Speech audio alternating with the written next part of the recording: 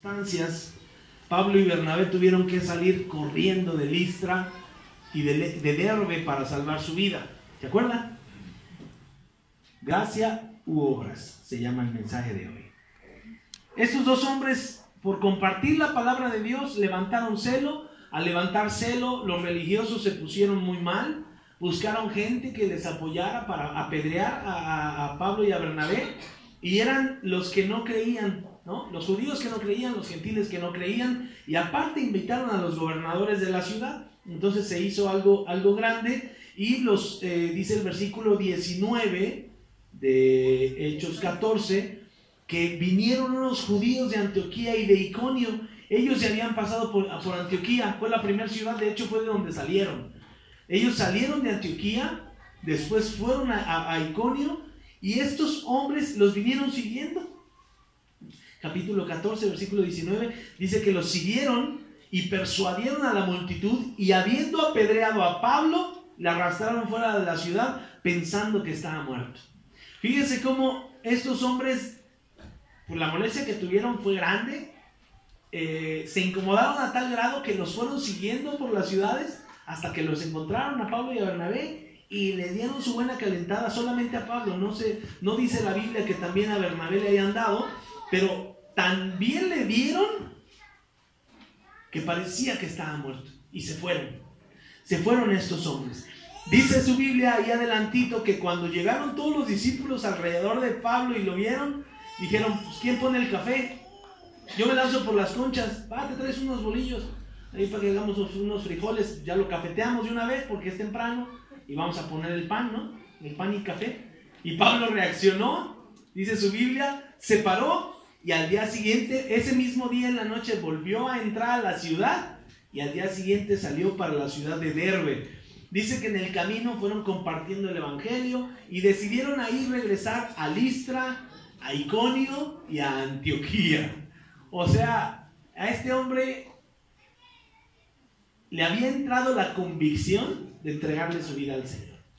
Porque volvió a ir a Iconio, de donde llegaron, y volvió a ir a Antioquía, de donde llegaron los hombres para apedrearlo. No le importaba a este varón volver a entrar a esas ciudades y volver a estar un tiempo con ellos, porque dice que a lo que fueron fue a confirmar a los hermanos que habían escuchado la palabra de Dios. Y en el versículo 22 del capítulo 14, Pablo les dice: es necesario que a través de muchas tribulaciones entremos en el reino de Dios. Vean qué ejemplo les estaba dando este varón. Por eso un creyente predica no solamente con la palabra, predica con el ejemplo. Y esa es la responsabilidad más grande que tenemos, y en lo que Dios ha estado trabajando estos días con nosotros. Ay, ¿por qué tantos problemas? Porque tienes que crecer en tu carácter. ¿Por qué tanta difamación? Porque tienes que aprender a aceptarla. ¿Por qué tanto juicio? Porque si a ellos los apedrearon, a ti te va a pasar exactamente lo mismo. ¿Por qué pides cosas distintas? Y es lo que el creyente debe estar siempre preparado a recibir: una pedrada, o hasta eso, la muerte. Una buena calentada. ¿Por qué la iglesia en estos tiempos no es tan perseguida? ¿Por qué creen? Porque estamos en el siglo XXI. ¿Por qué más? Por la sociedad, porque ya se predica más la palabra. ¿Por qué más? Es un poquito más moderno, dice el joven de la computadora. No, ¿sabe por qué? Porque la iglesia no está haciendo su trabajo correctamente. Usted vaya a donde están metidos los misioneros, la gente que está trabajando buscando almas, y a esos andan detrás de ellos. ¿Por qué? Porque ellos sí están levantando guerra. Porque, hermana Rosita, ¿no me la han juzgado en estos días que ha salido a predicar la palabra? Creo que sí. Hermano Carlos, Chabela, Gelí. Los que han salido a compartir la palabra de Dios son juzgados. ¿Por qué? Porque se han parado enfrente del enemigo y le han dicho: estas almas no son tuyas, te las voy a arrebatar para el reino, así como la mía la arrebataron, así voy yo. Entonces, en la República Mexicana podemos decir que no existe tanta persecución, pero sí hay. Hay muertos en el sur por su fe. Gente que está siendo perseguida, quemada, golpeada, muy maltratada porque predican el nombre de Jesucristo. Pero esa gente, así como Pablo, así como Bernabé, así como Jesucristo, regresan a las ciudades. para volver a predicar la palabra, y así como Pablo dijo, es necesario que a través de muchas tribulaciones entremos en el reino de Dios.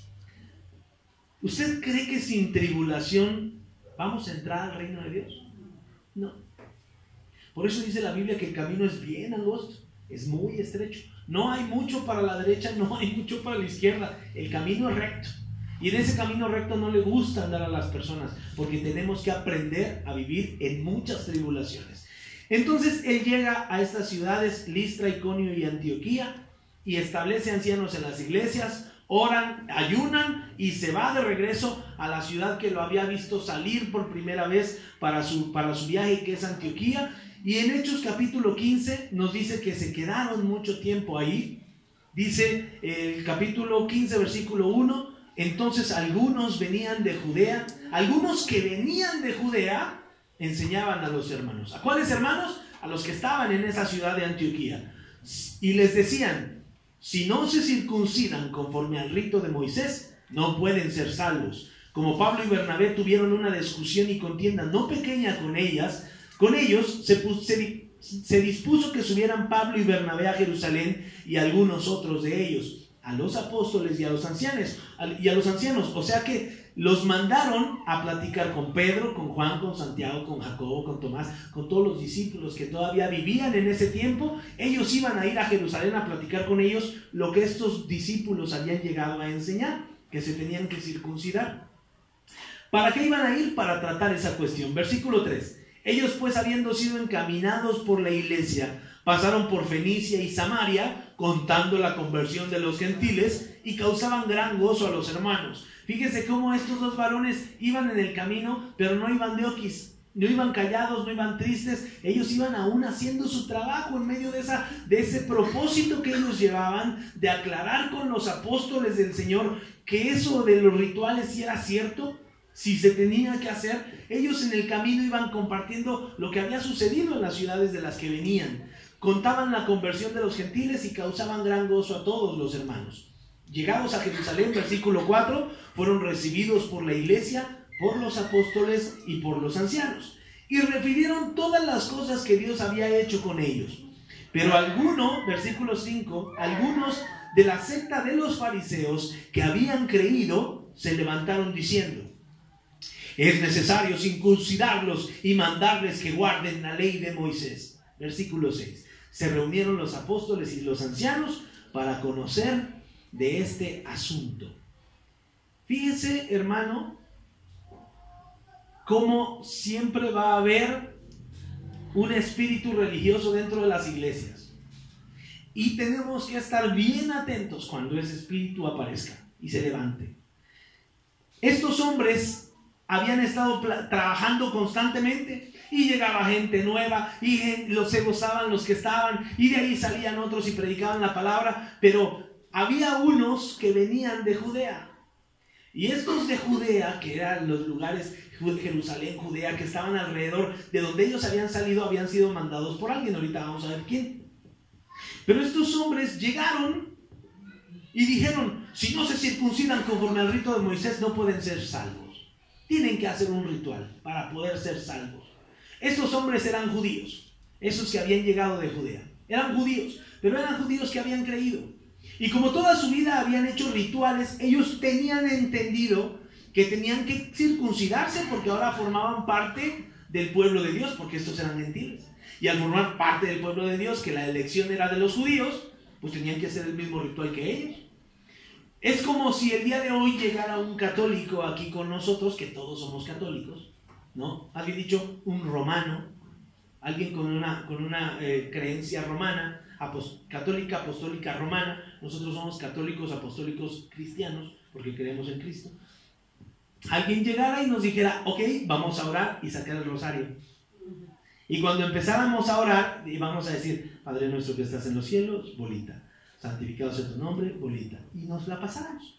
Es necesario que cuando nosotros oremos, tengamos el rosario en la mano.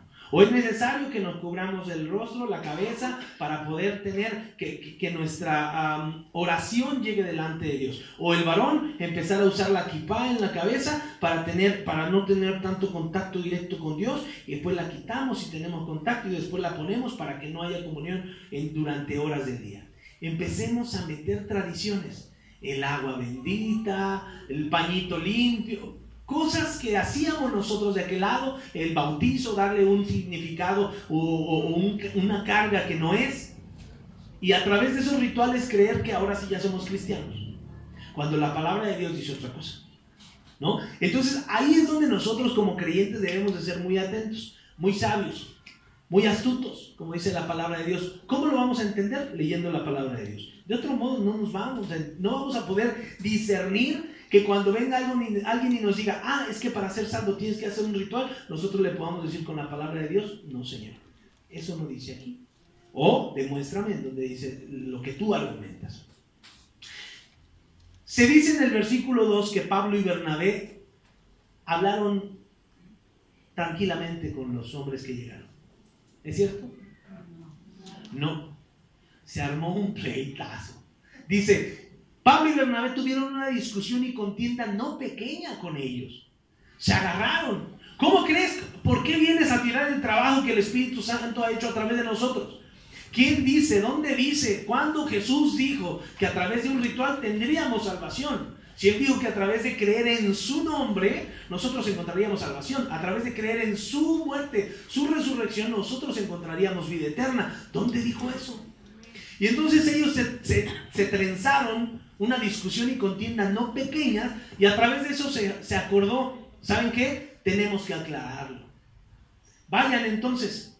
Fíjense cómo los judíos, los que venían de Judea, se dieron y dijeron, ok, entonces vayan y aclárenlo. ¿Por qué? Porque ahí dice la palabra de Dios, se dispuso que subiesen Pablo y Bernabé a Jerusalén y algunos otros de ellos a los apóstoles y ancianos. Llegaron a un acuerdo. En la iglesia, dentro del cuerpo de Cristo, ¿va a haber diferencias? ¿Sí o no? Aquí hay una, ¿no? Y dice que fue un pleito no pequeño, fue una diferencia grande, pero llegaron a un acuerdo. Y el acuerdo fue, vayan y revisen esta situación. Entonces ellos van y aclaran lo que estaba sucediendo. Versículo 5, versículo 3. Llegaron, encaminaron, pasaron por Fenicia, Cilicia, llegaron a Jerusalén, versículo 4, y fueron recibidos por la iglesia y por los apóstoles y los ancianos, y les empezaron a platicar todo lo que había pasado en Iconio, en Listra, en Derbe, en Antioquía de Pisidia, en todos los lugares en los que habían estado ellos. Pero había unos de la secta de los fariseos que habían creído y se levantaron diciendo, ¿qué llegaron a decir los judíos allá? Es necesario que se circunciden. ¿Qué dijeron en este lado? Es necesario circuncidarlos y mandarles que guarden la ley de Moisés. Los fariseos estaban en la misma postura, aquí y allá. ¿Sería la enseñanza que ellos tenían o realmente es que tendría que ser así? Era lo que llegaron a platicar ellos, y el versículo 6 ahí dice, se reunieron los apóstoles y los ancianos para conocer de este asunto. Los fariseos, la secta de los fariseos, es una secta sumamente religiosa y legalista que la palabra de Dios nos presenta. Pero son hombres también muy estudiosos, son hombres que se saben la ley, que saben aplicarla, que saben usarla, porque varias veces, si usted recuerda, los fariseos eran los que preguntaban a Jesucristo y lo tentaban con sus preguntas para tropezarlo. Entonces los fariseos eran los más religiosos del grupo. Estaban los fariseos, estaban los saduceos, unos creían en unas cosas, otros creían en otras cosas. Ellos eran los expertos. Se supone que ellos debían de saber la palabra de Dios de ida y vuelta, al menos los escritos antiguos, los del Antiguo Testamento. Ellos debían de conocerlos correctamente, los profetas mayores, los profetas menores, que tendrían que conocer. Pero se les olvidó algo que Dios dijo en Isaías capítulo 1, versículo del 11 al 14. Isaías 1 del 11 al 14. Los judíos solamente estaban fijándose en las señales externas de los creyentes, pero no estaban recordando lo que Dios había dicho. Y eso es un error que cometemos los creyentes. Nos dejamos llevar por lo que pensamos y recordamos que es, pero nunca vamos a las Escrituras. Isaías 1 del 11 al 14. Dice la palabra de Dios: ¿para qué me sirve, dice Jehová, la multitud de tus sacrificios? Harto, hastiado estoy de holocaustos de carneros, de cebo de animales gordos. No quiero sangre de bueyes, ni de ovejas, ni de machos cabríos. ¿Quién demanda de esto de tus manos cuando vienes a presentarte delante de mí para hollar mis atrios? No me traigas más vana ofrenda. El incienso me es abominación. Luna nueva, día de reposo, que convoques asambleas, no lo puedo sufrir. Son iniquidad tus fiestas solemnes, son pecado tus fiestas solemnes. Tus lunas nuevas y tus fiestas solemnes las tiene aborrecidas mi alma. Me son gravosas, cansado estoy de soportarlas. Y si usted le sigue leyendo ahí en Isaías, va a ver el rechazo de Dios a los sacrificios del hombre. Y si se acuerda en 2 de Samuel, cuando Samuel le habla a Saúl, le dice: ¿no sabes que es mejor la obediencia a Dios que la multitud de los sacrificios? Y lo que estaban diciendo los fariseos es: tenemos que hacer una señal física, tenemos que sacrificarnos, pasar por ese tiempo de dolor para que ellos puedan purificarse y puedan realmente ser creyentes, ser salvos, tener vida eterna. Dios tiene otra versión de las cosas. Por la obediencia del hombre, por la desobediencia del hombre, Dios no quiere sacrificios. Porque nos la aprendimos. ¿A poco no? Cuando íbamos a la iglesia católica, es más, aún aquí todavía. ¿Para qué nos quedamos allá? Porque realmente cuando estábamos allá éramos ignorantes de la palabra de Dios. Hoy conocemos un poquito más. Pero nos escudamos en el trabajo, en las ofrendas, en los rituales, y decimos: yo soy una persona buena. Dios maldiga a esa persona, pero yo soy una persona buena. Que a esa mujer le vaya mal, pero yo soy una persona religiosa. Nos escudamos en una religión y en rituales para creer que nosotros somos salvos y condenar a los demás. Era lo que estaba sucediendo con estos religiosos. Decían: ellos no son salvos hasta que se circunciden. Entonces fíjese cómo todavía ese espíritu ritualista, ese espíritu de religión sigue activo en nuestro tiempo. Estuvo mal que Pablo y Bernabé les hicieran ver esto a los judíos y ahora a los padres, a los apóstoles del Señor, a los ancianos. ¿Estuvo mal que ellos abrieran la boca? ¿Qué hubiera estado mal? Quedarse callados, ¿no? Eso sí hubiera estado mal. Bueno, porque lo dicen ellos, vamos a hacerlo. Y por agradar al hombre íbamos a desagradar a Dios. No, tenían que levantar la voz y decir: eso está fuera de lo que Jesucristo nos ha enseñado. Y más porque Pablo había sido enseñado directamente por Jesucristo. O sea, ni siquiera, así como los ancianos, Pedro, Tomás, Jacobo, el hermano del Señor, y todos los demás, habían sido enseñados personalmente por Jesús, así Pablo. Jesús lo ministró a él especialmente para que pudiera hacer todas estas obras. Entonces, no estuvo mal porque no dijeron algo que los incomodara. Dijeron la verdad. Dijeron cómo habían estado sucediendo las cosas y ellos habían sido testigos de cómo Dios los estaba usando. Y los milagros se hacían, lo vimos en el capítulo 14. Dios permitía que a través de sus manos hubiera sanidades y milagros. Ellos buscaban probarles que para Dios ahora la circuncisión era del corazón. Porque la circuncisión de la carne de nada sirve. La religión externa de nada sirve. Jesús dijo: sepulcros blanqueados. ¿Quién los enseñó a huir de la ira venidera? ¿Quién los enseñó ahora resulta que me salieron muy santos? Y Jesús juzgaba a esas personas que por fuera tenían una religión, pero por dentro estaban alejados de él. Por eso él decía: este pueblo de labios me honra, pero su corazón está lejos de mí. Yo necesito que el corazón esté cerca. ¿De qué me sirve un cuerpo limpio? Si el cuerpo se va a perder, el alma es eterna. Como creyentes debemos estar bien atentos. Bien atentos. Y yo se lo he dicho a usted. Le he dado la autoridad de decirme: pastor, lo que usted dijo está mal. El hermano Carlos lo ha usado 2 o 3 veces. Y yo lo he agradecido. ¿Por qué? Porque es cierto que seguimos siendo hombres y a veces decimos un versículo que sí, otro versículo que no. No, la cita está mal. Gracias, hermano. ¿Eso para qué es? Para crecer. Y debemos de estar siempre atentos analizando la palabra de Dios para que nadie nos vea la cara de paisanos, porque ¿sabe de qué estamos hablando? De nuestra vida eterna. está hablando de las bendiciones que llegan a su casa, está hablando de maldiciones que pueden llegar a sus hijos, está hablando de muchas situaciones que nos pertenecen y nos competen, pero a veces por falta de desinterés, que se haga como sea. Al fin que ya lo dijo así el pastor, así debe de estar correcto. Cuando tal vez la Biblia tiene otra versión. Por eso es lo importante de siempre traer su Biblia, su cuaderno, grabar, hacer, anotar y después decir, oiga pastor, ¿sabe qué? En esta parte tal vez he escuchado esto, he leído esto, no lo interpreto mal. ¿Me explico? Porque estamos hablando de la vida eterna. Por eso la Biblia dice, cuando tú eres maestro, recibes más condenación, porque estás enseñando a las personas o una doctrina correcta o una doctrina incorrecta, y se van a ir al infierno todos, o tal vez Dios tenga misericordia, pero el que tenga, quien va a llevar más responsabilidad ahí, es el que enseña. De ahí que prepararnos, ir a cursos, discipulados, escuchar estudios, analizar estos mensajes otra vez en la semana, es muy importante. Sí, el Espíritu nos guía, pero a través del conocimiento de la palabra de Dios. Amén. Entonces, ¿qué dice la Biblia de las discusiones dentro de la iglesia, entre cristianos? ¿Se puede o no se puede? ¿Sí, no? Aquí hay una, entonces sí se puede discutir. Efesios 4:26. Efesios 4:26 nos dice que el cristiano, el creyente, debe de desarrollar algo importante que se llama dominio propio.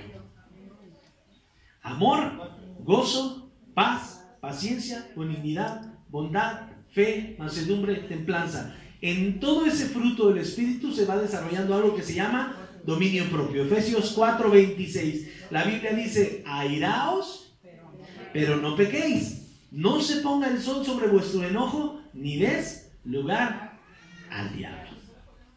¿Podemos enojarnos? Sí, Señor. La Biblia dice, airaos, enójate, ponte como lobo, saca los ojos de machín que tienes, pero no peques. Puedes hablar, puedes quejarte, puedes decir las cosas, pero no peques. ¿Por qué? Porque vas a lastimar a la persona. ¿Por qué? Porque al rato deja de que la lastimes. Está bien, ya le diste su calentada, la pusiste bien mal. Y a la hora de tu oración. Por eso la Biblia dice, airaos, pero no pequéis. Y sobre todo, no se ponga el sol sobre tu enojo. No vayas a dormir sin haber arreglado la situación. Porque si vas a orar, dice la Biblia, Padre nuestro que estás en los cielos, santificado sea tu nombre, venga a nosotros tu reino. Perdona nuestras ofensas, así como también nosotros perdonamos a los que nos ofenden. Chin, ya me trabé, ya no puedo seguir hablando. ¿Por qué? Porque dejé un asunto pendiente. La Biblia dice que debemos de ser astutos en ese sentido. Airaos, enójate, moléstate, no peques para que puedas tener comunión con Dios. Porque si no, ya entramos en otros temas. El otro, que el que fue el ofendido, te presenta delante de Dios, y el que ahora es echado en la cárcel eres tú, y no él, porque él fue el que te presentó antes. La Biblia nos da sabiduría. La Biblia nos dice cómo enfrentarnos a estas situaciones. Ni des lugar al diablo. Enojarte es permitido, pero no que te salgas de las casillas, hagas un desorden y regreses a la misma vida de antes. Y ahora peor, porque te vas a sentir incómodo de que no vas a estar bien con Dios. Ya vas a sentir que perdiste tu salvación, porque es un engaño que nos pone el enemigo cuando nos enojamos. Y entonces venimos de mal en peor. Dios dijo de Abraham. Entonces, bueno, siguió. Hay una situación en Gálatas que nos complementa este relato de Hechos, y usted dígame si no es la misma situación. Gálatas capítulo 2, versículo 11. Está relatando Pedro. Cuando Pedro vino a Antioquía, ¿usted se acuerda dónde estaba Pablo hace unos momentos? Estaba en Antioquía. Cuando Pedro vino a Antioquía, le resistí cara a cara porque era de condenar. Pues antes que vinieran algunos de parte de Jacobo, o sea, el hermano de Jesús, ¿usted sabía que Pedro no era el que lideraba el grupo de los apóstoles de nuestro Señor? Muchos le echan la carga a Pedro, pero el que estaba a cargo de los discípulos era Jacobo. Jacobo, el hermano de Jesús, el hermano en carne y ahora hermano espiritual, ¿no? Hermano por mamá, no por papá, porque el papá de Jesús, recuerde usted que es el Señor. Pero José y María tuvieron más hijos. Y María tuvo a Jacobo. Y Jacobo era el que quedó a cargo de los discípulos. Entonces, antes que vinieran algunos de parte de Jacobo, ¿quiénes llegaron a Antioquía? Acabamos de leer ahorita en Hechos 15. Unos de Judea, ¿no? Y estos eran mandados de parte de Jacobo. Aquí lo está diciendo. Antes que vinieran algunos de parte de Jacobo, Pedro comía con los gentiles, pero después de que vinieron, se retraía y se apartaba porque tenía miedo de los de la circuncisión. Híjole, ¿qué van a decir? Si todos somos judíos y esto es solo una bola de pecadores, son los del Rosario. Los judíos somos los de la primera. No, no es cierto. Cállese, bórrenme eso de ahí. Después de que vinieron, se retraía, se apartaba porque tenía miedo de la circuncisión. En su simulación participaban también los otros judíos, de tal manera que aún Bernabé también fue arrastrado por la hipocresía de ellos. Fíjese el impacto de una persona religiosa. El impacto de una persona religiosa no nada más es en su vida. Empieza a compartir sus enseñanzas con los demás y entonces ya se forma otro grupo, que es el grupo de los fariseos, podríamos decirlo, dentro de nuestra iglesia. La gente que empieza a ser legalista. No, esto se tiene que hacer así. Primero es el programa, la bienvenida, testimonios, alabanza, y después salen, comparten el programa, y ahora el programa es un ritual de adoración. Si no se hace así, no hubo bendición el día de hoy. ¿No? Si no se bautiza la gente, si la gente no ora de este modo, si la gente no se comporta de este modo, si la gente no aquí, si la gente no allá, y empiezan a hacerse movimientos que arrastran a más gente. Pedro y Bernabé, que se supone que ya tenían una relación con Jesucristo firme, fueron arrastrados. ¿Por qué? Por el qué dirán, por la religión. Versículo 14, cuando vi, está hablando Pablo, cuando vi que no andaban rectamente conforme a la verdad del Evangelio, le dije a Pedro delante de todos. Y es nomás, ¿qué pleitas? Don Pablo y don Pedro, que eran hermanos y amigos que eran inseparables. A estos no los abandonó su madre, no, fue el Señor, ¿no?, que los dejó. Versículo 14. Si tú, siendo judío, vives como los gentiles y no como judío, ¿por qué obligas a los gentiles a judaizar? Nosotros, judíos de nacimiento, no pecadores entre los gentiles, sabiendo que el hombre no es justificado por las obras de la ley, sino por la fe de Jesucristo, nosotros también hemos creído en Jesucristo para ser justificados por la fe de Jesucristo y no por las obras de la ley. Le dice, ¿por qué, si tú ya sabes que los rituales no nos salvaron en el pasado, por qué ahora quieres venir y echarles carga a estos hombres? Si buscas ser justificado en Cristo, también nosotros somos hallados pecadores. ¿Es por eso Cristo ministro de pecado? No, Señor. Si las cosas que destruí, las mismas las vuelvo a edificar, o sea, los ídolos, la religión, las tradiciones, transgresor yo me hago. Porque yo por la ley soy muerto para la ley, a fin de vivir para Dios. Con Cristo estoy juntamente crucificado. Ya no vivo yo, mas vive Cristo en mí. Lo que ahora vivo en la carne, lo vivo en la fe del Hijo de Dios, el cual me amó y se entregó a sí mismo por mí. No desecho la gracia de Dios, pues si por la ley fuese la justicia, por demás murió Cristo. La ley no nos salva, le está diciendo Pablo a Pedro. La ley no nos puede salvar. La fe de nuestro Señor Jesucristo nos puede salvar. Usted ve aquí en la Biblia que dice, antes andábamos en nuestros delitos y nuestros pecados. Por cuanto todos pecaron, estábamos todos destituidos de la gloria de Dios, dice Romanos. Pero por gracia, por misericordia, Dios mandó a Jesucristo. ¿A qué? A morir por ti. ¿Por qué? Porque no te podía salvar. Pero si yo era religioso, yo iba todos los domingos a la iglesia, los lunes, la de gallo, la de la mañana, la de Navidad, todos los años estaba ahí, siempre bien rezador. Yo partía el pan en los rosarios, Yo era la chida del barrio en los Rosarios. No digo nombres. Y, diría la Lucerito, y estábamos igual de perdidos. ¿Por qué? Porque la religión no salva. La fe en nuestro Señor Jesucristo, esa es la que salva. Amados, tenemos que ser bien cuidadosos y recordar de dónde salimos, para en el camino no regresar.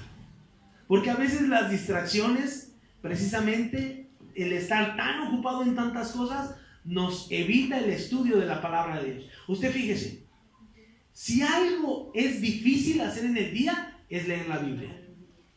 No se dedicara media hora a ver la televisión, no, le ponen los programas que le gustan, los chidos, películas buenas, partidos de fútbol, programas. Si usted se dedica un momento a aprender la televisión, le van a pasar la mejor programación. Esta está bien chida, la novela, la que puso el Martín, la que todos estamos picados. No sé cuál era, pero esa, ya ahora ya no sé. De la usurpadora para acá yo ya no sé.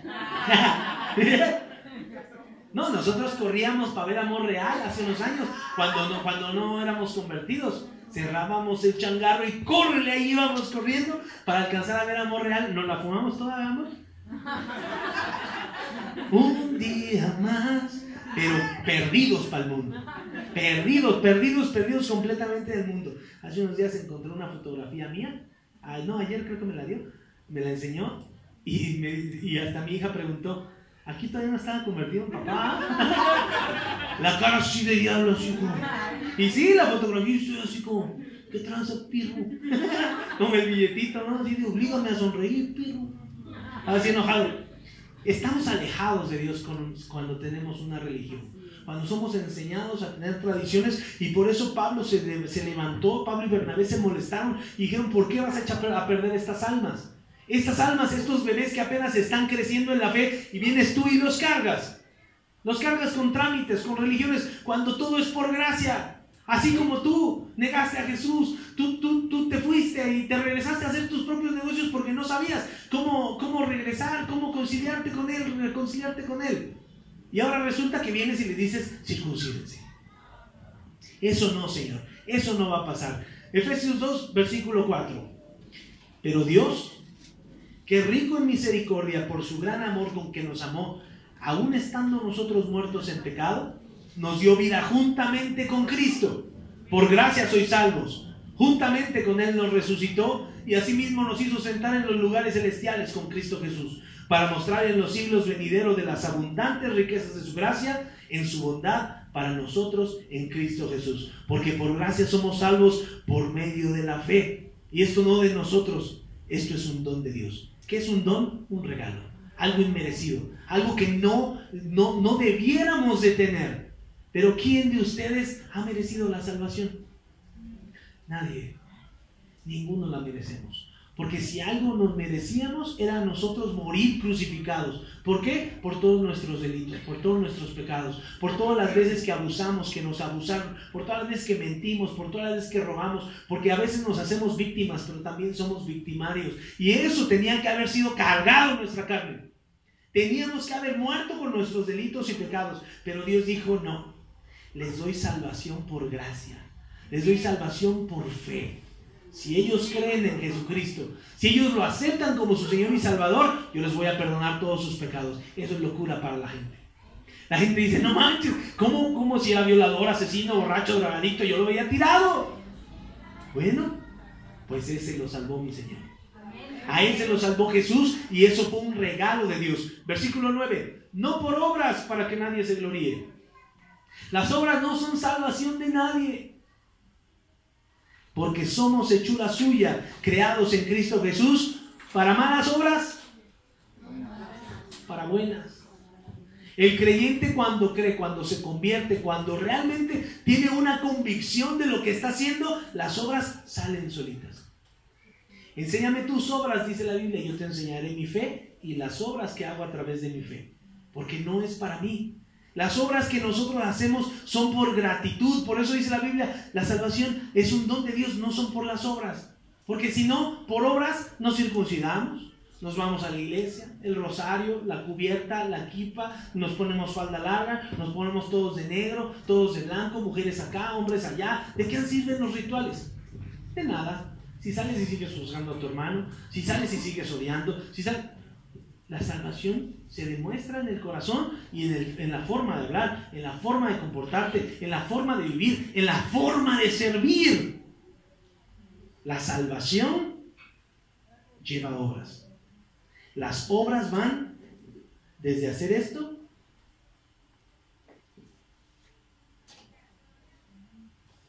hasta quitarte la ropa y a tapar a alguien que está desnudo, darle de comer o entregar tu vida por predicarle a alguien más.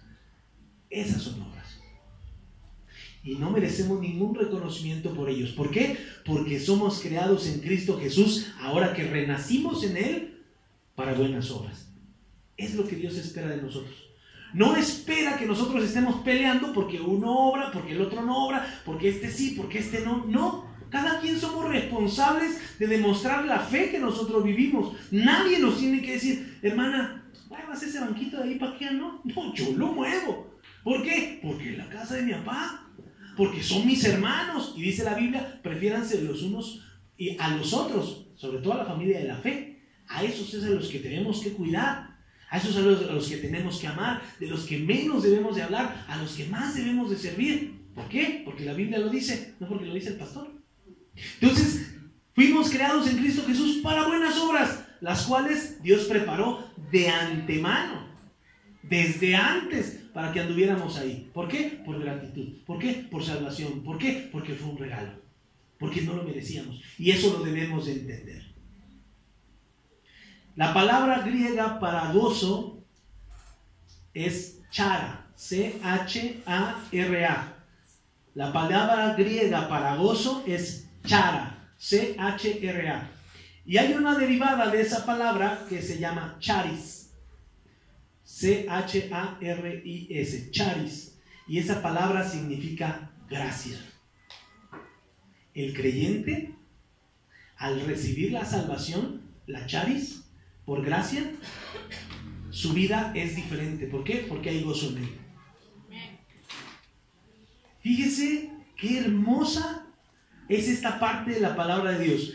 Un creyente que no es gozoso, ¿está seguro de su salvación? Usted vea a alguien que esté enamorado del Señor, como Chapulín, sonriendo, alabando, glorificando a Dios, llorando en la prueba, pero gozoso. ¿Por qué? Porque tiene el corazón del Señor. En otras palabras, aceptar el regalo de la gracia de Dios produce gozo. Esa es la prueba grande de que usted tiene la salvación en su corazón, de que usted ha recibido esa gracia, que usted no recibió una religión más, ni está en este lugar pensando en que por venir ya es salvo. No, la salvación es por fe y no más. Como decía el clavillazo, no más. ¿No? Aunque ahora no lo vean, nos debemos de gozar, hermanos. Nos debemos de gozar en el servicio, nos debemos de gozar incluso hasta en el tiempo de la tribulación. ¿Por qué? Porque eso nos debe de unir más, no nos debe de separar más. Yo estoy esperando el tiempo en que muchos tomemos la decisión de amarnos unos a otros.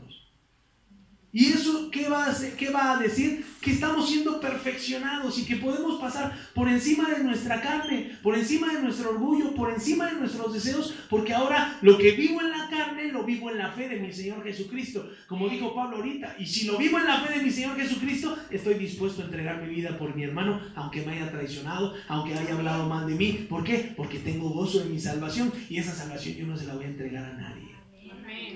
Y si tengo que levantar la voz porque algo está mal hecho, lo haré, aunque me juzguen y me digan, pero no voy a permitir que mi salvación se ponga en juego.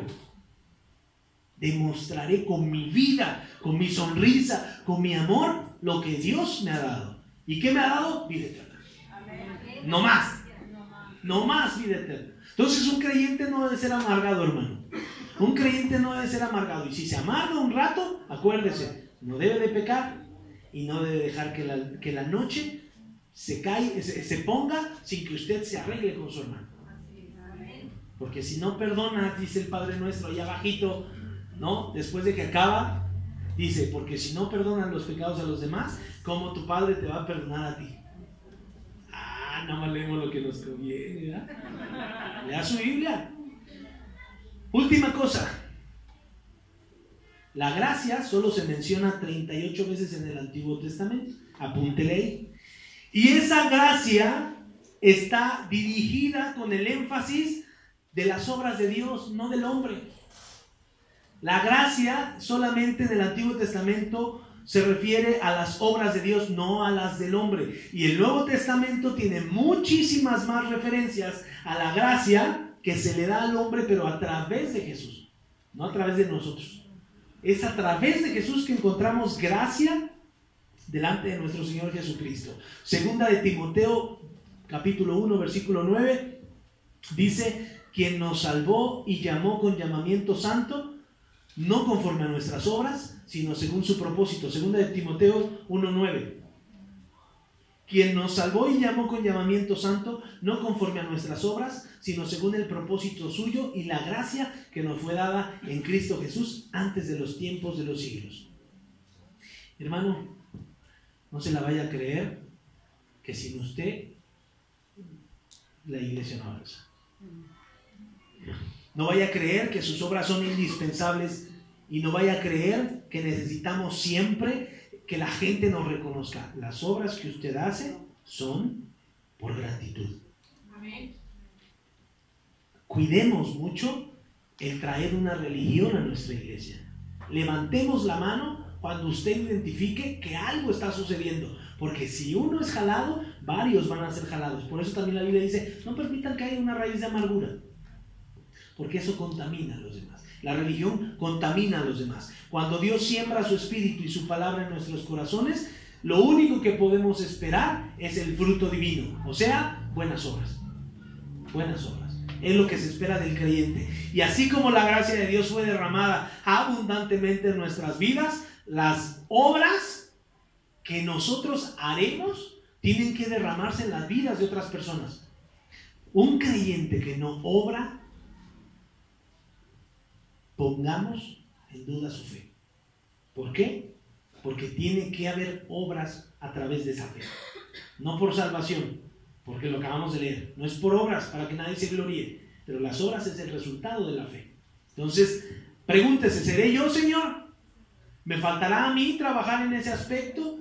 Cuidemos la entrada de la religión a nuestro corazón y que le demos algún día un peso más grande a un ritual que a tener comunión con Dios. ¿Sale?